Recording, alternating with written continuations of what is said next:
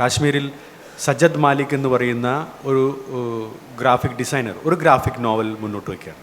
ആ graphic novel tolerate ചെയ്യാൻ ഭരണകൂടത്തിന് പറ്റിയില്ല. അവർ അതിന് ISBN കോഡ് നൽകാതെ പിടിച്ചു വെക്കുകയും അത് നിരോധിക്കാതെ ആ പുസ്തകം നിരോധിക്കുകയും ചെയ്തു. അതൊരു പ്രൊപ്പഗാൻഡ എഴുത്താണ് എന്ന് നമുക്ക് തോന്നാത്തത് അതിൻ്റെ ഉള്ളിൽ മനുഷ്യാവസ്ഥയെ അത്രയും ഹോണസ്റ്റായിട്ട് അടയാളപ്പെടുത്തുന്ന ഭാഷയും ക്രാഫ്റ്റും ഒക്കെ ഉള്ളതുകൊണ്ടാണ് എന്നുള്ളതാണ്. അപ്പോൾ ഈ 3 കൃതികൾ വലിയ അലവലികളാണ് ആ കാലത്തും പിന്നീട് ഇപ്പോൾ വായിക്കുമ്പോഴും നമ്മുടെ ഉള്ളിൽ ഉണ്ടാക്കുന്നത്. അതാണ് രാഷ്ട്രീയമായ എഴുത്ത് എന്ന് പറയുന്നത്.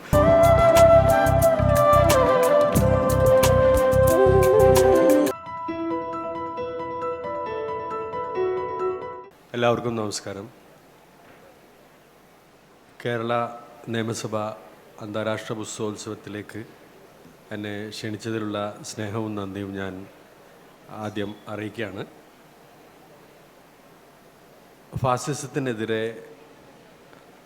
ഇടകലർന്ന് ജീവിക്കുന്ന മനുഷ്യർക്കിടയിൽ വിള്ളലുണ്ടാക്കുന്നതിനെതിരെയൊക്കെ നിലകൊള്ളുന്ന ഒരു സാംസ്കാരിക കൂട്ടായ്മയായി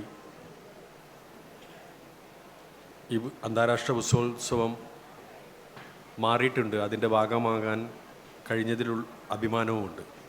ഒരു കൾച്ചറൽ ലെഫ്റ്റ് നിലനിൽക്കുന്ന ഒരിടത്ത് മാത്രമേ ഇത്തരത്തിലുള്ള കൂട്ടായ്മകൾ ഉണ്ടാകുന്നുള്ളൂ എന്നുള്ളതാണ് സങ്കടകരം. മറ്റ് സ്റ്റേറ്റുകൾക്ക് ഇത് മാതൃകയാക്കാവുന്നതാണ്. പക്ഷേ നിർഭാഗ്യവശാൽ അത്തരത്തിലുള്ള ഒരു ഐഡിയോളജി ഇന്ന് നമ്മുടെ രാജ്യത്ത് പല സ്റ്റേറ്റുകളിലും നിലനിൽക്കുന്നില്ല എന്നുള്ളത് ഒരു യാഥാർത്ഥ്യമാണ്. എഴുത്തിൻ്റെ രാഷ്ട്രീയത്തെക്കുറിച്ച് സംസാരിക്കാനാണ് ഞാൻ വന്നിരിക്കുന്നത്. എഴുത്തിനെക്കുറിച്ച് സംസാരിക്കുമ്പോൾ പുസ്തകത്തെക്കുറിച്ച് കൂടി സംസാരിക്കേണ്ടതുണ്ട് എന്ന് ഞാൻ കരുതുന്നു. പുസ്തകം എന്നെ സംബന്ധിച്ചൊരു പ്രോഡക്റ്റല്ല, അത് ഒരു സാമൂഹ്യമായ ഒരു ആസ്തിയാണ് എന്നുള്ളൊരു വിശ്വാസമാണ് എനിക്കുള്ളത്. എല്ലാ വർക്ക് ഓഫ് ആർട്ടും അങ്ങനെയാണ് എന്നാണ് ഞാൻ കരുതുന്നത്. പുസ്തകം എഴുതിയാൽ നമുക്ക് കിട്ടുന്ന റോയൽറ്റി, അതിൻ്റെ മറ്റ് പ്രിവിലേജസ് ഒക്കെ ഉണ്ടെങ്കിൽ പോലും ഒരു എഴുത്തുകാരനെ സംബന്ധിച്ച് എഴുതുമ്പോൾ അദ്ദേഹത്തിൻ്റെ ബോധ്യം എന്ന് പറയുന്നത് അതൊരു സാമൂഹ്യമായ ആസ്തിയായിട്ട് എൻ്റെ വർക്ക് ഓഫ് ആർട്ട് മാറുന്നു എന്നുള്ളതാണ്. അങ്ങനെ നമ്മുടെ സാമൂഹ്യമായ ഒരു ആസ്തി ഒരു വർക്ക് ഓഫ് ആർട്ടായി മാറുന്ന സമയത്താണ് നമ്മുടെ ചരിത്രത്തിൻ്റെ ചില നിർണായക പ്രതിസന്ധികളിൽ വീണു പോകുമ്പോൾ നമുക്ക് അതൊരു ഊന്നുവടിയായിട്ട് ആ സാമൂഹ്യമായ ഓർമ്മയെ നമുക്ക് നിവർന്നു നിൽക്കാനായി എടുത്തുപയോഗിക്കാനായി പറ്റുന്നത്. അതൊരു സാമൂഹ്യമായ ഒരു ആസ്തിയായിട്ട് നമ്മുടെ വർക്ക് ഓഫ് ആർട്ട് മാറുമ്പോഴാണ്. അങ്ങനെ സാമൂഹ്യമായ ഒരു ആസ്തി ആണ് ഞാൻ എഴുതുന്നത് എന്നുള്ള ഒരു ബോധ്യത്തോടു കൂടിയാണ് ഞാൻ സത്യത്തിൽ രാഷ്ട്രീയമായിട്ടുള്ള ഒരു എഴുത്ത് എൻ്റെ ബോധ്യത്തിലേക്ക് വരുന്നത്. ഇത് രാഷ്ട്രീയം എഴുതുന്നത് വളരെ മോശപ്പെട്ട ഒരു സംഗതിയാണ് എന്ന് പലരും വിചാരിക്കുന്നുണ്ട്. അത് ശരിക്കും അങ്ങനെ സന്ദേഹികളായ ഒരുപാട് എഴുത്തുകാരുണ്ട്. പക്ഷേ ആ സന്ദേഹം ശരിക്കും ആസ്ഥാനത്താണ്. കാരണം നാം എപ്പോഴും എഴുതുന്നത് ഒരു ഉൾവിളിയിൽ നിന്നാണ് നാം പലപ്പോഴും എഴുതുന്നതെന്ന് നമുക്കറിയാം. എനിക്കും അങ്ങനെയൊക്കെ തന്നെയാണ്. ഉൾവിളിയിൽ നിന്നാണ് നമ്മൾ എഴുതുന്നതെങ്കിലും കാലമാണ് സത്യത്തിൽ എന്താണ് നാം എഴുതേണ്ടത് എന്ന് നമ്മളെ ബോധ്യപ്പെടുത്തുന്നത്, നമ്മളെ ഓർമ്മപ്പെടുത്തുന്നത് കാലമാണ്. അപ്പോൾ ആ സന്ദർഭം വളരെ പ്രധാനമാണ്. ഇപ്പോൾ അസ്തൂറിയാസിൻ്റെ പ്രസിഡൻ്റ് പോലുള്ള കൃതി വന്ന സന്ദർഭം വളരെ പ്രധാനമാണ്. അതുപോലെ തന്നെ ഈ നയനമ്മ പെരാറ്റ എഴുതിയ ഒരു സന്ദർഭമാണ് പ്രധാനമെന്ന് ഞാൻ വിചാരിക്കുന്നു. അത് ആർക്കും എഴുതാവുന്ന ഒരു കൃതിയാണ്. പക്ഷേ 2014 ഒരു പ്രത്യേക തരം രാഷ്ട്രീയ കാലാവസ്ഥ നമ്മുടെ രാജ്യത്ത് നിലനിന്ന സമയത്ത് ഒരു എഴുത്തുകാരൻ എന്ന നിലക്ക് നാം എന്ത് ചെയ്യണമെന്നുള്ള ഒരു ചോദ്യം നമ്മുടെ ഉള്ളിൽ അലട്ടിക്കൊണ്ടിരിക്കും. അത് അങ്ങനെയുള്ള അലട്ടലിൽ നിന്ന് ഇപ്പോൾ ഒരു എഴുത്തുകാരൻ എന്ന നിലക്ക് എനിക്ക് തെരഞ്ഞെടുപ്പിൽ മത്സരിച്ച് പാർലമെൻറ്റിൽ പോയി പ്രസംഗിക്കാനോ ജനങ്ങളെ സേവിക്കാനോ അല്ലെങ്കിൽ തെരുവിൽ പോയി വലിയൊരു മാസിൻ്റെ കൂടെ ഒരു പ്രൊട്ടസ്റ്റ് നടത്താനോ ഉള്ള മാനസികാവസ്ഥയോ ആരോഗ്യമോ ശീലമോ എനിക്ക് ഇല്ലാത്തത് കൊണ്ട് എനിക്ക് ബോധ്യമായ, എനിക്ക് പറ്റാവുന്ന, എനിക്ക് ശക്തമായി ചെയ്യാൻ കഴിയും എന്ന് ഞാൻ ധരിക്കുന്ന ഒരു മേഖലയിൽ ഞാനൊരു വർക്ക് ഓഫ് ആർട്ട് ഉണ്ടാക്കുന്നു എന്നുള്ളതാണ്. എഴുതുന്നത് മാത്രമല്ല, ചിലപ്പോൾ പോയട്രി ഇൻസ്റ്റലേഷൻ ചെയ്യുന്നത് ഒരു പക്ഷേ അങ്ങനെ ഒരു പൊളിറ്റിക്കലായിട്ടുള്ള ഒരു ആർട്ട് ഫോം മുന്നോട്ട് വെക്കണമെന്നുള്ള അഗാധമായ ഒരു ആഗ്രഹത്തോടു കൂടിയാണ്. അങ്ങനെയാണ് എല്ലാ എഴുത്തും സംഭവിക്കുന്നതെന്നാണ് ഞാൻ വിചാരിക്കുന്നത്. അപ്പോൾ അതുകൊണ്ട് തന്നെ എല്ലാ എഴുത്തുകാരുടെയും അതാത് കാലങ്ങളിൽ അവരെഴുതുന്ന കൃതികൾ ആ കാലം നിരന്തരമായി ആവശ്യപ്പെടുന്നതിൻ്റെ അടിസ്ഥാനത്തിൽ എഴുതുന്ന കൃതികളാണ് പൊളിറ്റിക്കലായിട്ട് നിൽക്കുന്നത് എന്നുള്ളൊരു ബോധ്യമാണ് എനിക്ക് പലപ്പോഴും ഉള്ളത്. ഇപ്പോൾ തെരുവിൽ ഒരുപാട് ബ്ലഡ് ഷെഡ് നടക്കുന്ന സമയത്ത്, അല്ലെങ്കിൽ ഒരു ഇറച്ചി കൈവശം വെച്ചതിൻ്റെ പേരിൽ ആളുകളെ കൊല്ലുന്ന തരത്തിലേക്കുള്ള മാനസികാവസ്ഥ ഒരു സോഷ്യൽ എഞ്ചിനീയറിലൂടെ ആളുകൾ രൂപപ്പെടുത്തുന്ന ഒരു രാഷ്ട്രീയ കാലാവസ്ഥയിൽ നിലത്ത് വീണ് കിടക്കുന്ന ഒരു പൂവിനെ കുറിച്ചോ അല്ലെങ്കിൽ ഒരു മഞ്ഞ് കാലത്തെക്കുറിച്ചോ ഒന്നും എനിക്ക് എഴുതാൻ പറ്റില്ല എന്നുള്ളതാണ് അതിൻ്റെ ഒരു യാഥാർത്ഥ്യം. അങ്ങനെ എഴുതുന്നത് ഒരു മോശപ്പെട്ട പ്രവണതയല്ല, പക്ഷേ കുറേ കൂടി നല്ല പ്രവണത എൻ്റെ ചുറ്റിലുമുള്ള ആളുകളെക്കുറിച്ചുള്ള നിലവിളികളെ അഡ്രസ്സ് ചെയ്യുക എന്നുള്ളതാണ്. ആ ഒരു രാഷ്ട്രീയ ബോധ്യമാണ് സത്യത്തിൽ രാഷ്ട്രീയമായ എഴുത്ത്. അത് പലപ്പോഴും ആളുകൾ തെറ്റിദ്ധരിക്കുക. എന്നോട് എല്ലാവരും ചോദിക്കാറുണ്ട്, എന്തിനാണ് ഇത്ര ലൗഡായിട്ട് നിങ്ങൾ സാഹിത്യത്തിൽ ഇങ്ങനെ രാഷ്ട്രീയം പറയുന്നത് എന്ന് ചോദിക്കാറുണ്ട്. അപ്പോൾ അവരുടെയൊക്കെ തെറ്റിദ്ധാരണ ഞാൻ കക്ഷി രാഷ്ട്രീയമാണ് എഴുതുന്നത് എന്നുള്ള ഒരു മൗഢ്യത്തിലാണ് അവരിതൊക്കെ ചോദിക്കുന്നത്. അങ്ങനെയല്ല. കാരണം ലോകത്തിൻ്റെ എല്ലായിടത്തും ഇതുപോലുള്ള കൃതികൾ, ഇപ്പോൾ സുധീരേട്ടനൊക്കെ ഇവിടെ ഇരിക്കുന്നുണ്ട്. ഇപ്പോൾ ലോക സാഹിത്യത്തെക്കുറിച്ച് അദ്ദേഹത്തിൻ്റെ മുന്നിൽ നിന്ന് ഞാൻ പറയുന്നത് അത്ര ശരിയല്ല എന്ന് എനിക്കറിയാം. പക്ഷേ ഞാനൊരു കുറിപ്പ് കൊണ്ടുവന്നതുകൊണ്ട് ഞാനത് പറയണമെന്നുള്ള ബോധ്യത്തിൽ വന്നതുകൊണ്ട് ഞാനത് പറയാൻ ആഗ്രഹിക്കുകയാണ്. ഇപ്പോൾ ലാറ്റിൻ അമേരിക്കയിൽ ഇപ്പോൾ രാഷ്ട്രീയം, എന്തിനാണ് രാഷ്ട്രീയം എഴുതുന്നത് എന്നുള്ള സന്ദേഹികളായ എഴുത്തുകാർക്കുള്ള എക്കാലത്തേക്കുമുള്ള മറുപടി ആയിട്ട് ഈ ഒരു സംഭവത്തെ നമുക്ക് കാണാവുന്നതാണ്. ഇപ്പോൾ അഗസ്തോ റോസ ബസ്തോസ് എന്നെ പോലുള്ള എഴുത്തുകാർ, അതുപോലെ മാർക്കേസ്, അതുപോലെ അലൻജോ കാർപ്പൻറ്റിയർ, ഇവർ 3 പേരും ലാറ്റിൻ അമേരിക്കൻ എഴുത്തുകാരാണെന്ന് നമുക്കറിയാം. 3 പേരും 3 രാജ്യങ്ങളിൽ നിന്നുള്ള ആളുകളാണെന്ന് നമുക്കറിയാം. ഇവർ അവിടുത്തെ ഒരു ഇമ്പീരിയലിസത്തെക്കുറിച്ച് എഴുതാൻ തീരുമാനിക്കുകയാണ്. അവിടുത്തെ ഒരു ഡീപ്പ് സ്റ്റേറ്റിനെ കുറിച്ച് എഴുതാൻ വേണ്ടി തീരുമാനിക്കുകയാണ്. ഒരു ഡിക്റ്റേറ്റർഷിപ്പിനെ കുറിച്ച് എഴുതാൻ വേണ്ടി അവർ ബോധപൂർവ്വം തീരുമാനിക്കുകയാണ്. ഇവർ 3 പേരും ഒരു കോഫി ഹൗസിൽ ഇരുന്നിട്ട് ഒരു തീരുമാനമെടുക്കുകയാണ്, നമുക്ക് 3 കൃതികൾ എഴുതാം. ഇത്തരമുള്ള ഒരു രാഷ്ട്രീയ കാലാവസ്ഥയെക്കുറിച്ച് ജനങ്ങളെ ബോധ്യപ്പെടുത്തുന്ന രീതിയിൽ നമുക്കൊരു വർക്ക് ഓഫ് ആർട്ട് ഉണ്ടാക്കാം എന്നവർ തീരുമാനിക്കുകയാണ്. എന്നിട്ട് അവർ 1970കളിലാണ് ഇത് സംഭവിച്ചത്. 1974 റീസൺ ഓഫ് സ്റ്റേറ്റ് വരുന്നു. അത് ഒരു ട്രിലോളജിയാണ്. അത് അലൻജോ കാർപ്പൻറ്ററിൻ്റെ റീസൺ ഓഫ് സ്റ്റേറ്റ് വരുന്നു. അത് കഴിഞ്ഞ് അടുത്ത വർഷം 1975 മാർക്കേസിൻ്റെ ഓട്ടം ഓഫ് പാർട്ടിയാക്ക് വരുന്നു. അത് കഴിഞ്ഞ് ഐ ദ സുപ്രീം വരുന്നു. റോസാ ബസ്തോസിൻ്റെ ഐ ദ സുപ്രീം വരുന്നു. ഈ 3 കൃതികൾ വലിയ അലോലികളാണ് ആ കാലത്തും പിന്നീട് ഇപ്പോൾ വായിക്കുമ്പോഴും നമ്മുടെ ഉള്ളിൽ ഉണ്ടാക്കുന്നത്. അതാണ് രാഷ്ട്രീയമായ എഴുത്ത് എന്ന് പറയുന്നത്. അപ്പം അത്തരത്തിലുള്ള വർക്ക് ഓഫ് ആർട്ടാണ്. അത് ഒരു പക്ഷം പിടിച്ചുകൊണ്ടുള്ളതല്ല, അല്ലെങ്കിൽ ഒരു പ്രത്യേക പക്ഷത്തിന് വേണ്ടി ഒരു പ്രൊപ്പഗാൻഡ എന്ന നിലയ്ക്ക് എഴുതുന്നതല്ല. ഇത്തരത്തിലുള്ള കൃതികൾ ഈ രാഷ്ട്രീയപരമായ എഴുത്തായിട്ട് നമ്മുടെ സാഹിത്യ മണ്ഡലത്തിലുണ്ട്. അത് മലയാളത്തിലും അങ്ങനെ ഉണ്ട് എന്ന് തന്നെയാണ് ഞാൻ കരുതുന്നത്. ഇപ്പോൾ 70കളിൽ വസന്തത്തിൻ്റെ ഇടിമുഴക്കം എന്നൊക്കെ പറയുന്ന ഒരു ശാഖ തന്നെ മലയാളത്തിൽ ഉണ്ടായിട്ടുണ്ട് എന്നാണ് ഞാൻ മനസ്സിലാക്കിയത്. ഞാൻ പിന്നീടാണ് ഞാൻ അതൊക്കെ വായിച്ചത്. അത് എനിക്ക് തോന്നുന്നത് ആ കാലത്ത് UP Jayaraj, M Sukumaran, PK Nanu, അതുപോലെ നമ്മുടെ NS മാധവൻ, അതുപോലെ കോവിലൻ്റെ റാ പോലുള്ള കഥകൾ വായിക്കുമ്പോൾ ഇന്നും അത് വളരെ റെലവൻസ് ഉള്ളൊരു കഥയാണ്.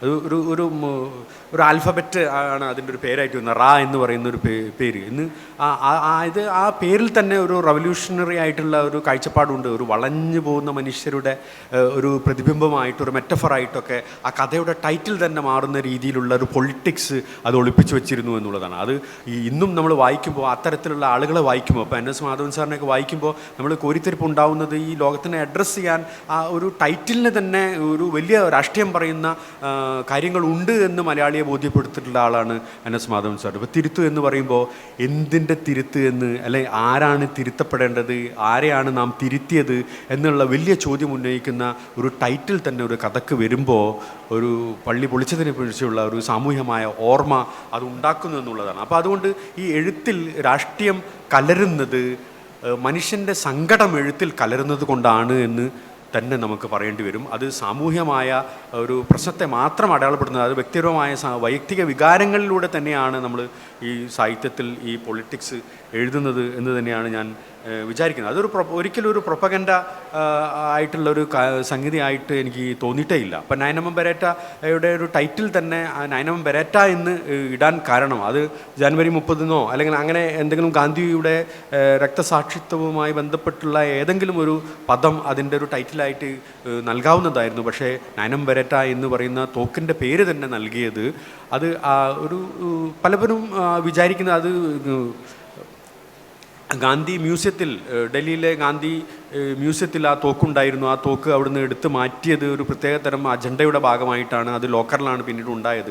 അപ്പോൾ ഈ ഗാന്ധിയുടെ രക്തസാക്ഷി ഗാലറിയിൽ ഉണ്ടായിരുന്ന അദ്ദേഹം അന്ന് അണിഞ്ഞ വസ്ത്രം, അദ്ദേഹത്തിന് ഏറ്റ വെടിയുണ്ടകളിൽ 3 അദ്ദേഹത്തിൻ്റെ ക്ലോക്ക്, തുപ്പൽ, കോളാമ്പി തുടങ്ങിയ വസ്തുക്കളൊക്കെ ആ ചോര പുരണ്ട വസ്ത്രം പോലും അവിടെ ഉണ്ടായിരുന്നു. അതിൽ നിന്ന് ഈ തോക്ക് എന്തുകൊണ്ടാണ് എടുത്ത് മാറ്റിയത് എന്നുള്ളത് ഒരു വലിയ രാഷ്ട്രീയമാണ്. ആ രാഷ്ട്രീയം ശരിയല്ല എന്ന് പറയാൻ വേണ്ടിയാണ് ആ തോക്കിൻ്റെ പേര് തന്നെ ഞാൻ ആ ഒരു നോവലിന് കൊടുത്തത്. കാരണം ഗാന്ധി വെടിയേറ്റല്ല മരിച്ചത് എന്നുള്ള ഒരു നെറേറ്റീവ് ഭാവി തലമുറയിലേക്ക് ഇങ്ങനെ മെല്ലെ മെല്ലെ വരുമ്പോൾ അങ്ങനെയല്ല, നമ്മുടെ ചരിത്രം അങ്ങനെയല്ല, നമ്മുടെ സാമൂഹ്യമായ ഓർമ്മ അങ്ങനെയല്ല എന്ന് സ്ഥാപിക്കാനായിട്ട് ഒരു വർക്ക് ഓഫ് ആർട്ടിൽ അത്തരത്തിലുള്ളൊരു പേരുണ്ടാകുമ്പോൾ എഴുത്തുകാരൻ നിലനിൽക്കണമെന്ന് ഞാൻ ആഗ്രഹിക്കുന്നില്ല. പക്ഷേ എഴുത്തുകാരൻ മുന്നോട്ട് വയ്ക്കുന്ന രാഷ്ട്രീയവും ആ വർക്ക് ഓഫ് ആർട്ടും നിലനിൽക്കണമെന്ന് അതിയായി ആഗ്രഹിക്കുന്നത് കൊണ്ടാണ് ആ പേര് ഇട്ടത്. അതുകൊണ്ട് നയനമ്മ ബെരേറ്റ എന്നുള്ള പേര് ഒരു വിപണിക്ക് അത്ര ഇഷ്ടപ്പെടുന്ന ഒരു പേരല്ല, ആളുകൾക്ക് പെട്ടെന്ന് പറയാൻ പറ്റുന്നൊരു പേരല്ല, ഒരു പുസ്തകത്തിന് പോയറ്റിക്കായിട്ട് വരുന്നൊരു പേരല്ല. പക്ഷേ ഈ ഒരു രാഷ്ട്രീയ ബോധ്യം എന്നിലുള്ളത് കൊണ്ടാണ് പുസ്തകം വിറ്റ് പോയില്ലെങ്കിൽ വേണ്ടില്ല, ഈ 4 ആളെങ്കിലും ഈ നയനമ്മ ബെരേറ്റ എന്ന് പറയുന്ന ടൈറ്റിൽ വായിക്കുമ്പോൾ നയനമ്മ ബെരേറ്റ എന്താണ് എന്ന് പബ്ലിക് ഡൊമൈനിൽ അവർക്ക് പോയി സെർച്ച് ചെയ്യാൻ പറ്റണം. അങ്ങനെ പറ്റുമ്പോൾ അതിൻ്റെ ഒരു രാഷ്ട്രീയത്തെക്കുറിച്ച് അവർക്ക് മനസ്സിലാവും. നയനമ്മ ബെരേറ്റ എന്ന് പറയുന്നത് വെറും ഒരു തൊണ്ടി മുതലല്ല, അതൊരു രാഷ്ട്രത്തിൻ്റെ സമ്പത്താണ് എന്നുള്ള രീതിയിലേക്ക് വരേണ്ടത്. ചരിത്രത്തെ സംരക്ഷിക്കാനായിട്ട് നമുക്ക് അത്തരത്തിലുള്ള സംവിധാനങ്ങളില്ല, അത്തരത്തിലുള്ള ഒരു ശീലം നമുക്കില്ല. പക്ഷേ മാർട്ടിൻ ലൂതർ കിങ്ങിനെ പോലുള്ള ആളുകൾ വെടിയേറ്റ് മരിച്ച സമയത്ത് ആ ഇടത്തെ അവിടുത്തെ ഭരണകൂടം സംരക്ഷിച്ചിട്ടുണ്ട്. അദ്ദേഹത്തിൻ്റെ കൊലയാളികൾ വന്ന കാറ് അവർ ഇപ്പോഴും അവിടെ പ്രിസർവ് ചെയ്തിട്ടുണ്ട്. ആ തോക്കും വെടിയുണ്ടകളും ഒക്കെ തന്നെ നമുക്ക് ആ ഒരു മോണുമെൻറ്റിൽ പോയാൽ നമുക്ക് കാണാനായിട്ട് പറ്റും. പക്ഷേ ഗാന്ധിയെക്കുറിച്ച് അത്തരത്തിലൊരു സ്മൃതികൾ നമുക്കില്ല. ഈ തോക്ക് പോലും ഒരു തൊണ്ടി മുതലായി കരുതി അത് മാറ്റിയിരിക്കുകയാണ് ഉണ്ടായത്. ഗാന്ധി ഘാതകർ സഞ്ചരിച്ച കാർ ഇപ്പോഴും ഒരു വലിയ കുബേരൻ്റെ കയ്യിലാണുള്ളത്. അദ്ദേഹം അതൊരു ശരിക്കൊരു നമ്മുടെ രാഷ്ട്രത്തിൻ്റെ സ്വത്താണ്. ഗാന്ധി കൊന്ന ആളുകൾ ആരാണ് എന്ന് സ്ഥാപിക്കാൻ നമുക്ക് കാണിച്ചു കൊടുക്കാവുന്ന തെളിവുകളിൽ വളരെ പ്രധാനമായിട്ടുള്ള ഒന്നാണ് ഈ തോക്കും ഈ കാറും. ഈ കാറ് പക്ഷേ അത് കാർ ഷോകളിൽ കൊണ്ടുപോയി പ്രദർശിപ്പിക്കുന്ന രീതിയിലേക്ക് അതൊരു കൊമേഴ്ഷ്യൽ പ്രോഡക്റ്റായിട്ട് മാറിയിട്ടുണ്ട്. ശരിക്കും ഒരു സാമൂഹ്യമായ ആസ്തി എന്ന് പറയുന്നത്, സാമൂഹ്യമായ ഓർമ്മ എന്ന് പറയുന്നത് ഒരു പ്രോഡക്റ്റ് അല്ല, അതൊരു പ്രോഡക്റ്റിൻ്റെ ഭാഗമല്ല. അതിനൊരു ക്യു ആർ കോഡോ ഒരു എക്സ്പയറി ഡേറ്റോ ഇല്ല എന്നുള്ളതാണ്. അത് എപ്പോഴും ആളുകളുടെ ഉള്ളിൽ ഉണ്ടാവേണ്ട ഒരു പൊളിറ്റിക്സാണ്. ആ പൊളിറ്റിക്സ് ചെയ്താനാണ് ഞാൻ എപ്പോഴും ശ്രമിച്ചുകൊണ്ടിരുന്നത്. അതുകൊണ്ട് പലതരത്തിലുള്ള മെറ്റഫറുകൾ നമ്മൾ ഈ രാഷ്ട്രീയം എഴുതുമ്പോൾ അതിൽ ഉപയോഗിക്കുന്നു എന്നുള്ളതാണ്. ഇപ്പോൾ പൊളിറ്റിക്കൽ ആവുക എന്ന് പറയുന്നത് ഒരു പ്രൊപ്പഗാൻഡ നോവൽ എഴുതുക, അല്ല പ്രൊപ്പഗാൻഡ ആയിട്ടുള്ളൊരു കഥ എഴുതുക എന്നുള്ളതാണ്. അപ്പോൾ ഗോൾവാൾക്കർ എന്ന് പറയുന്ന ഒരു കഥ ഞാൻ എഴുതിയ സമയത്ത് ഗോൾവാൾക്കർ എന്ന് പറയുന്ന ഇന്ത്യൻ ഫാസിസത്തിൻ്റെ പിതാവ് അതിലൊരു ക്യാരക്ടറല്ല. പക്ഷേ ആ ഗോൾവാൾക്കർ എന്ന് പറയുന്ന കഥ വായിക്കുമ്പോൾ ഒരു സാമൂഹ്യമായ ഓർമ്മ നമ്മുടെ ഉള്ളിൽ ഉണരുന്നുണ്ട്.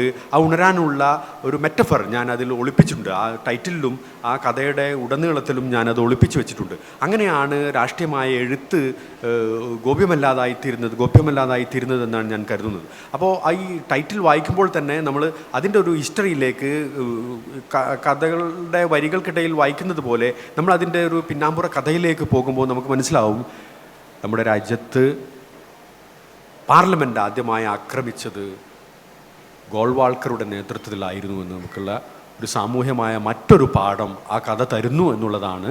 ഈ ഗോൾവാൾക്കർ എന്ന ടൈറ്റിൽ വായിക്കുമ്പോൾ ഒരു വളരെ പൊളിറ്റിക്കലായ അല്ലെങ്കിൽ അത്തരത്തിലുള്ള ചിന്തകളിലേക്ക് നമ്മുടെ മനസ്സിനെ കൊണ്ടുപോകാൻ പ്രാപ്തമാക്കുന്ന രീതിയിൽ അങ്ങനെ ഒരു ടൈറ്റിൽ വരുമ്പോൾ നിങ്ങൾ അതിനെക്കുറിച്ചുള്ള മറ്റ് പാഠങ്ങൾ പഠിക്കും, നിങ്ങൾ അതിനെക്കുറിച്ചുള്ള മറ്റ് ചരിത്രങ്ങൾ മനസ്സിലാക്കും എന്നുള്ള ബോധ്യത്തിൽ നിന്നാണ് ഇത്തരത്തിലുള്ള പൊളിറ്റിക്കലായിട്ട് എഴുത്തിൽ ഇത്തരത്തിലുള്ള മെറ്റഫറുകൾ ഞാൻ സാധാരണ കൊണ്ടുവരാനായിട്ട് ശ്രമിച്ചിട്ടുള്ളത്. ഇങ്ങനെ നമ്മൾ സംസാരിക്കുമ്പോൾ ഈ പൊളിറ്റിക്കലായിട്ടുള്ള ഈ എഴുത്തിന് ഇത്രയധികം റെലവൻസ് ഉണ്ടോ എന്നൊക്കെ നമുക്ക് തോന്നാം. ഇപ്പോൾ എനിക്ക് ഓർമ്മ വരുന്നത്, ഇപ്പോൾ ഞാൻ വീണ്ടും ലാറ്റിൻ അമേരിക്കയിലേക്ക് തന്നെ പോവുകയാണ്.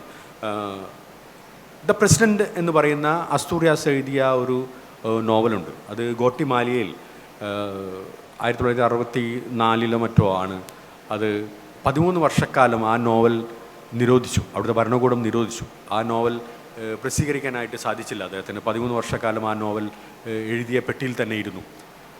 പക്ഷേ അവിടുത്തെ പ്രതിപക്ഷം അതിനുവേണ്ടി വലിയ ഷൗട്ട് ഔട്ട് നടത്തി അത് പ്രസിദ്ധീകരിക്കാനുള്ള സമരങ്ങൾ വരെ അവർ തെരുവിലിറങ്ങി. എന്നിട്ടും ആ പുസ്തകം പ്രസിദ്ധീകരിക്കപ്പെട്ടില്ല. പക്ഷേ ഈ 13 വർഷങ്ങൾക്ക് ശേഷം പ്രതിപക്ഷത്തായിരുന്ന ആളുകൾ ഭരണ രംഗത്ത് വന്നപ്പോഴും ആ പുസ്തകം പ്രസിദ്ധീകരിക്കപ്പെട്ടില്ല. പിന്നീട് വലിയ ചർച്ചകൾക്കും വിവാദങ്ങൾക്കും ഇടയായതിനു ശേഷമാണ് ആ പുസ്തകം പ്രസിദ്ധീകരിക്കപ്പെട്ടത്. കാരണം അതിനർത്ഥം വളരെ പൊളിറ്റിക്കലായിട്ടുള്ള, വളരെ ഹോണസ്റ്റായിട്ട് എഴുതപ്പെട്ടിട്ടുള്ള, മനുഷ്യപക്ഷത്ത് നിൽക്കുന്ന രാഷ്ട്രീയം പറയുന്ന എല്ലാ കൃതികളും എപ്പോഴും ഒരു പ്രതിപക്ഷത്തിൻ്റെ ജോലിയാണ് ചെയ്യുക എന്നാണ് അതിനർത്ഥം. അപ്പോൾ അത് എപ്പോഴും ഭരണത്തിലിരിക്കുന്ന ആളുകൾക്കെതിരെ സംസാരിക്കുന്ന, മനുഷ്യപക്ഷത്ത് നിൽക്കുന്ന ഒരു കൃതിയായിട്ട്, പ്രതിപക്ഷമായിട്ട് അത്തരം കൃതികൾ മാറുന്നു എന്നുള്ളതാണ്. ഇന്ന് നമ്മുടെ ബോധമലിനീകരണം കൊണ്ട് അരാഷ്ട്രീയവൽക്കരിക്കപ്പെട്ട ഒരു ജനസമൂഹത്തിൻ്റെ ഇടയിലിരുന്ന് നാം അസ്തൂറിയാസിൻ്റെ ദ പ്രസിഡൻറ്റ് പോലുള്ള കൃതി വായിക്കുമ്പോൾ, ദ പ്രസിഡൻറ്റ് എന്ന് പറയുന്ന പദങ്ങൾ വരുന്ന, ആ ടെർമിനോളജി വരുന്ന ഇടങ്ങളിലെല്ലാം നമ്മൾ അത് അറിയാതെ ദ പ്രൈം മിനിസ്റ്റർ എന്ന് റീപ്ലേസ് ചെയ്ത് വായിച്ചു പോകും എന്നുള്ളതാണ് ആ കൃതി രാഷ്ട്രീയമായി കാലങ്ങളെ അതിജീവിക്കുന്നതിൻ്റെ രഹസ്യമെന്ന് പറയുന്നത്. കാരണം അത് എല്ലാ കാലത്തും അടിച്ചമർത്തപ്പെട്ട മനുഷ്യർക്ക് വേണ്ടി നിലകൊള്ളുന്ന എന്തോ ഒന്ന്, പ്രകൃതിദത്തമായ എന്തോ ഒന്ന്, വളരെ ജൈവികമായ എന്തോ ഒന്ന്, എല്ലാ സമൂഹങ്ങളും ആഗ്രഹിക്കുന്ന സമാധാനത്തിൻ്റെയും സ്നേഹത്തിൻ്റെയും സ്വാതന്ത്ര്യത്തിൻ്റെയും ഒരു വിത്ത് അത് ഒളിപ്പിച്ച് വെച്ചിട്ടുണ്ട് എന്നുള്ളതാണ് അസ്തൂറിയാസിൻ്റെ ദ പ്രസിഡൻറ്റ് പോലുള്ള കൃതികൾ മുന്നോട്ട് വെക്കുന്ന രാഷ്ട്രീയം എന്ന് പറയുന്നത്. അതുകൊണ്ട് അത് മനുഷ്യർ വീഴുന്നിടത്തെല്ലാം അവനെ ഉയർത്തെഴുന്നേൽപ്പിനുള്ള ഒരു പുസ്തകമായിട്ട് അത്തരം കൃതികൾ മാറുന്നു എന്നുള്ളത്. അത്തരത്തിലുള്ള കൃതികൾ എഴുതാനുള്ള ശ്രമമാണ് സത്യത്തിൽ എൻ്റെ ഭാഗത്തു നിന്നുണ്ടാവുന്നത്. നൈനമം പെരേറ്റ പോലുള്ള ഒരു ശ്രമകരമായ ഒരു രാഷ്ട്രീയ പശ്ചാത്തലം പ്രമേയമായി വരുന്ന ഒരു കൃതി എഴുതാൻ ഞാൻ തുനിഞ്ഞത് തന്നെ അത്തരത്തിലുള്ളൊരു ബോധ്യമുള്ളതുകൊണ്ടാണ്. അത് ഈ ബോധ്യം എന്ന് പറയുന്നത്, അല്ലെങ്കിൽ ഇത്തരത്തിലുള്ള എഴുത്തുകാർക്കുണ്ടാവേണ്ട ഒരു ഗുണാത്മകത എന്ന് പറയുന്നത്, അത് നമുക്ക് ശരിക്കും നമ്മുടെ പൈതൃകമായി കിട്ടുന്നതല്ല, നമുക്ക് നമ്മുടെ അച്ഛനോ അമ്മയോ ഒന്നും തരുന്നതല്ല. അത് നമുക്ക് ലഭിക്കുന്നത് സത്യത്തിൽ ഈ സമൂഹത്തിൽ നിന്നല്ല, നാം ഇടപെടുന്ന ആളുകളിൽ നിന്നല്ല, നമ്മുടെ ചരിത്രത്തിൽ നിന്നാണ് എന്നുള്ളതാണ്. അപ്പോൾ ഈ ചരിത്രത്തെ സംരക്ഷിക്കുക എന്നുള്ളത്, ചരിത്രത്തെ നൈതികത പേറുന്ന ആളുകളെ അത് സംരക്ഷിക്കാൻ ഉതകുന്ന രീതിയിൽ ഉൽപ്പാദിപ്പിക്കുക എന്നുള്ളത് വർക്ക് ഓഫ് ആർട്ടിൻ്റെ ഒരു രാഷ്ട്രീയമായ ധർമ്മമാണ് എന്നാണ് ഞാൻ വിചാരിക്കുന്നത്. അപ്പോൾ അത്തരത്തിൽ കൃതികൾ എഴുതുമ്പോൾ അതിൻ്റെ സൗന്ദര്യാംശത്തെക്കുറിച്ചാണ് പലപ്പോഴും ആളുകൾക്ക് സംശയങ്ങളുണ്ടാവുന്നത്. പക്ഷേ നമുക്കറിയാം, ഇപ്പോൾ UP ജയരാജനെ പോലുള്ള ആളുകൾ, M സുകുമാരനെ പോലുള്ള ആളുകൾ എഴുതിയിട്ടുള്ള ഒരു കൃതിയും ആ സൗന്ദര്യാംശത്തിന് എന്തെങ്കിലും കുറവുള്ളതായിട്ട് നമുക്ക് തോന്നിയിട്ടില്ല. ഇപ്പോൾ കോവിലൻ്റെ റാ പോലെ ഞാൻ നേരത്തെ പറഞ്ഞു, റാ പോലുള്ളൊരു കഥ, അതിനെന്തെങ്കിലും അത്തരത്തിലുള്ള ഒരു വർക്ക് ഓഫ് ആർട്ട് അല്ല, അതൊരു പ്രൊപ്പഗാൻഡ എഴുത്താണ് എന്ന് നമുക്ക് തോന്നാത്തത് അതിൻ്റെ ഉള്ളിൽ മനുഷ്യാവസ്ഥയെ അത്രയും ഹോണസ്റ്റായിട്ട് അടയാളപ്പെടുത്തുന്ന ഭാഷയും ക്രാഫ്റ്റും ഒക്കെ ഉള്ളത് കൊണ്ടാണ് എന്നുള്ളതാണ്. അപ്പോൾ ഈ രാഷ്ട്രീയമായ എഴുത്ത് എന്ന് പറയുന്നത് വളരെ ടാസ്ക്കാണ്. അത് ഒരു പ്രത്യേക സ്ട്രീമിലുള്ള ഒരു എഴുത്തല്ല, അത് സാഹിത്യത്തിൻ്റെ ഏറ്റവും മൂല്യവത്തായ, ഏറ്റവും ഉയർന്ന തലത്തിൽ നിൽക്കുന്ന ഒരു സാഹിത്യ പാഠമാണ്, ഒരു വ്യവസ്ഥയാണത്. ആ വ്യവസ്ഥയ്ക്കെതിരെ സംസാരിക്കുക എന്നുള്ളത് എല്ലാ കാലത്തും എല്ലാ എഴുത്തുകാരും ഏറിയും കുറഞ്ഞുമൊക്കെ പയറ്റിട്ടുള്ള കാര്യമാണ്. അത് ഒരു സമരമായിട്ടാണ് എഴുത്തുകാർ എഴുതുക. ഇപ്പോൾ നമ്മൾ പാലസ്തീനെ കുറിച്ച് സംസാരിക്കുമ്പോൾ അവിടുത്തെ സാഹിത്യത്തെക്കുറിച്ച്, അവിടുത്തെ കവിതയെക്കുറിച്ച് സംസാരിക്കാതെ നമുക്ക് ആ രാജ്യത്തിൻ്റെ ഹിസ്റ്ററിയെക്കുറിച്ച് സംസാരിക്കാൻ സാധിക്കില്ല എന്നുള്ളതാണ് സത്യം. ഇപ്പോൾ ദാർവിഷിൻ്റെ കവിതകൾ, ഇപ്പോൾ ഐഡൻറ്റിറ്റി കാർഡ് പോലുള്ളൊരു കവിതകളെ അഡ്രസ്സ് ചെയ്യാതെ എങ്ങനെയാണ് അവിടുത്തെ ഹിസ്റ്ററിയെ, അവിടുത്തെ ജനകീയമായ ബദലിനെ, അവിടുത്തെ സമരത്തെ, അവരുടെ മനുഷ്യരെ ഒക്കെ അടയാളപ്പെടുത്താൻ കഴിയുക? അപ്പോൾ സാഹിത്യം എന്ന് പറയുന്നത് ജീവിതത്തിൽ നിന്ന്, അല്ലെങ്കിൽ അത്തരത്തിലുള്ള രാഷ്ട്രീയമായിട്ടുള്ള എഴുത്ത് എന്ന് പറയുന്നത് ജീവിതത്തിൽ നിന്ന് ഭിന്നമായ ഒരു കാര്യമേ അല്ല. ഇപ്പോൾ അവിടെ പാലസ്തീൻ എന്ന് പറയുന്ന ഒരു രാജ്യം അല്ലെങ്കിൽ ഒരു സ്ഥലം, ആളുകളുടെ അത്രയും സംസ്കാര സമ്പന്നരായ ആളുകളുള്ള ഒരു ഇടം ബോംബിട്ട് നശിപ്പിക്കാൻ ഉള്ളതാണ് എന്ന് കുറച്ച് ആളുകൾ തീരുമാനിക്കുമ്പോൾ അത് നാളെ അത്തരത്തിൽ ഒരു പവറിൻ്റെ മുന്നിൽ ആ ഒരു രാജ്യം, ആ മണ്ണ് ഇല്ലാതായാൽ പോലും സാഹിത്യത്തിലും സിനിമയിലും മറ്റു വർക്ക് ഓഫ് ആർട്ടിലും ആ രാജ്യം നിലനിൽക്കും എന്നുള്ളതാണ് രാഷ്ട്രീയം എഴുതുന്നതിൻ്റെ ചരിത്രപരമായ ഒരു ഗുണം എന്ന് പറയുന്നത്. ആ ഗുണം ഉണ്ടാക്കുക എന്നുള്ളത്, ആ ഗുണാത്മകത ഉണ്ടാവുക എന്നുള്ളത് സാഹിത്യത്തിൻ്റെ ഇത്തരം രാഷ്ട്രീയം എഴുത്തിൻ്റെ ഒരു മൂല്യത്തെ വർദ്ധിപ്പിക്കുന്നു. അത് കാലത്തെ മറികടക്കാൻ സഹായിക്കുന്ന വേദനകളുടെ പുസ്തകമായി തീരുന്നത് ഇത്തരത്തിലുള്ള ഒരു ജനതയെ അത് വളരെ കൃത്യമായി അടയാളപ്പെടുത്തുന്നത് കൊണ്ടാണ്. അതുകൊണ്ട് കാലം എഴുതിച്ച പുസ്തകങ്ങളൊന്നും തന്നെ അത് കാലത്തിന് വേണ്ടാതായി തീർന്നിട്ടില്ല. അത് വരും കാലങ്ങളിലുള്ള മനുഷ്യർ ആ കാലം എഴുതിച്ച പുസ്തകങ്ങളെ അവരുടെ കാലത്തെ സമരത്തിനായി ഉപയോഗിക്കും എന്നുള്ള കാര്യത്തിൽ യാതൊരു തർക്കവുമില്ല. ഞാൻ നേരത്തെ പറഞ്ഞിട്ടുള്ള ഐ ദ സുപ്രീം പോലുള്ള കൃതികൾ ഒക്കെ തന്നെ ഇപ്പോഴും റെലവൻ്റായി നിൽക്കുന്നത് അതുകൊണ്ടാണ്. വസന്തത്തിൻ്റെ ഇടിമുഴക്കം എന്ന് നമ്മൾ മലയാളത്തിൽ പറഞ്ഞ ആ ശാഖയിൽ എഴുതപ്പെട്ടുള്ള എല്ലാ കൃതികളും തന്നെ വളരെ റെലവൻ്റായി നിൽക്കുന്നത് അതുകൊണ്ടാണ്. ഈ കാലത്ത് എഴുതുന്ന എഴുത്തുകാരും അത്തരത്തിൽ അവരുടെ കാലത്തെ അടയാളപ്പെടുത്തുമ്പോൾ അതും വളരെ റെലവൻ്റായി നിൽക്കും, അത് കാലാതീതമായി നിൽക്കും എന്ന് തന്നെയാണ് ഞാൻ കരുതുന്നത്. ഇത്രയൊക്കെയാണ് എഴുത്തിൻ്റെ രാഷ്ട്രീയത്തെക്കുറിച്ച് എനിക്ക് സംസാരിക്കാനുള്ളത്. ഇനി എന്തെങ്കിലും ചോദ്യോത്തരങ്ങളോ ഉണ്ടെങ്കിൽ അതിന് എനിക്കറിയാവുന്ന കാര്യങ്ങൾക്കാണെങ്കിൽ ഞാൻ മറുപടി പറയാം. സാർ, ഒരു ചോദ്യം. സാർ ഇവിടെ സംസാരിച്ച വിഷയങ്ങൾ മാത്രമല്ല, എഴുത്തിൻ്റെ ഈ ലോകത്ത് ഭയം എഴുത്തുകാരെ മാത്രമല്ല, അധികാരവർഗം ലോകത്തെമ്പാടും അവരുടെ അധികാരം നിലനിർത്തുവാൻ വേണ്ടി ഭയം വർദ്ധിപ്പിക്കുക, അതിൻ്റെ ഭാഗമായിട്ടായിരിക്കുമല്ലോ ഗാന്ധിജിയെ വധിക്കപ്പെട്ട തോക്ക് പോലും അവിടെ നിന്ന് എടുത്തു മാറ്റപ്പെട്ടത്. ഇപ്പോഴും ലോകത്തെമ്പാടും സംഭവിക്കുന്നതും ഇത്തരം ഭരണകൂട ആക്രമണങ്ങളാണ്. ഇവയെ എത്രമാത്രം എഴുത്തിലൂടെ നേരിടുവാൻ കഴിയും എന്ന് സാറിൻ്റെ ഇതുപോലുള്ള അനുഭവങ്ങളിൽ നിന്ന് നമ്മുടെ ഇന്ത്യ മഹാരാജ്യത്ത് പ്രത്യേകിച്ച് ഈ കാലഘട്ടത്തിൽ ഒന്ന് ചുരുക്കി പറയാം. വളരെ പ്രസക്തമായ ചോദ്യമാണ്. ഒരു ഡീപ് സ്റ്റേറ്റ് നിലനിൽക്കുന്ന ഹൈന്ദവ ഫാസിസ്റ്റുകൾ ഭരിക്കുന്ന ഇന്ത്യയിൽ ഫാസിസ്റ്റുകൾ ഏറ്റവും കൂടുതൽ പേടിക്കുന്നത് പുസ്തകങ്ങളെ തന്നെയാണ് എന്നുള്ളതിൻ്റെ സമീപകാല ഉദാഹരണങ്ങൾ അനവധിയുണ്ട്. ഇപ്പോൾ കാശ്മീർ ഇന്ത്യയുടെ വേവുന്ന ഒരു അടുപ്പാണെന്ന് നമുക്കറിയാം. കാശ്മീരിൽ സജ്ജദ് മാലിക് എന്ന് പറയുന്ന ഒരു ഗ്രാഫിക് ഡിസൈനർ ഒരു ഗ്രാഫിക് നോവൽ മുന്നോട്ട് വയ്ക്കുകയാണ്. അദ്ദേഹത്തിൻ്റെ കുട്ടിക്കാല ഓർമ്മകളെ വരച്ചിട്ട ഒരു 100 പേജിൽ താഴെയുള്ള ഒരു ചെറിയ ഗ്രാഫിക് നോവലായിരുന്നു അത്. ആ ഗ്രാഫിക് നോവൽ ടോളറേറ്റ് ചെയ്യാൻ ഭരണകൂടത്തിന് പറ്റിയില്ല. അവർ അതിന് ISBN കോഡ് നൽകാതെ പിടിച്ചു വെക്കുകയും അത് നിരോധിക്കാതെ ആ പുസ്തകം നിരോധിക്കുകയും ചെയ്തു. അദ്ദേഹം ഇന്ത്യയിൽ നിന്ന് പുറത്തുപോയി പിന്നീട് അത് പ്രസിദ്ധീകരിക്കുകയുണ്ടായത്. അപ്പോൾ അതിലെ കണ്ടൻറ് എന്ന് പറയുന്നത് വളരെ മൗലികമായ, വളരെ ക്രിയാത്മകമായ ഒരു സംഗതിയാണ് അതിൻ്റെ ഉള്ളിലുള്ളത്.